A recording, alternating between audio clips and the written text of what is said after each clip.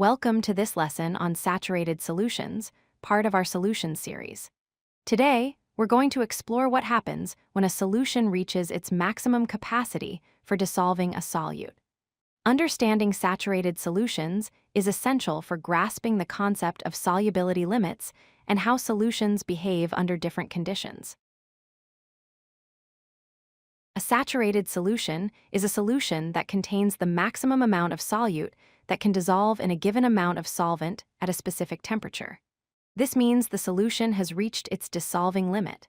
At this point, the solvent cannot take in any more solute particles.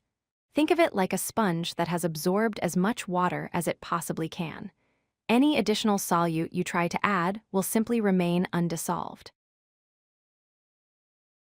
Saturated solutions have four key characteristics.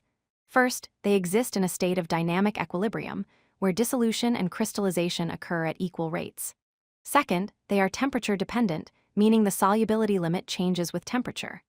Third, once saturated, no more solute can dissolve, and additional solute remains undissolved. Fourth, the solution is at its maximum concentration, having reached the solubility limit for that particular temperature and pressure. There are three main ways to identify a saturated solution. First, you can see visible undissolved solute at the bottom of the container. Second, when you add more solute, it does not increase the concentration of the solution. Third, even after stirring for an extended period, the excess solute remains unchanged and does not dissolve. These visual and practical tests help you confirm that a solution has reached saturation. Temperature plays a crucial role in determining solubility. For most solid solutes, higher temperatures increase solubility, meaning more solute can dissolve in the solvent. Conversely, at lower temperatures, most solids dissolve less, and the solution reaches saturation with less solute. This relationship between temperature and solubility is why you can dissolve more sugar in hot water than in cold water. Let's look at a practical example using sugar and water. If you keep adding sugar to a glass of water and stirring, you'll notice that at first, all the sugar dissolves. However, as you continue adding more sugar, eventually sugar crystals will remain at the bottom no matter how much you stir. This is because the solution has become saturated. The water has dissolved the maximum amount of sugar it can hold at that temperature. It's important to understand the three types of solutions based on solute concentration. An unsaturated solution can still dissolve more solute.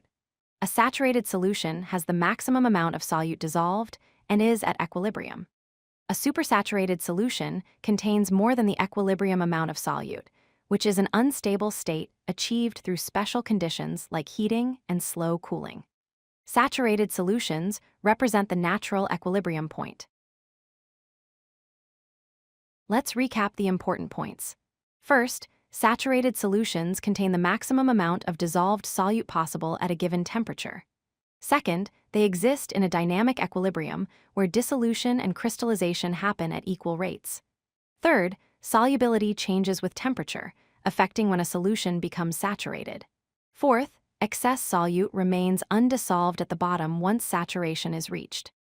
Understanding saturated solutions helps you predict and control chemical processes in everyday life and scientific applications.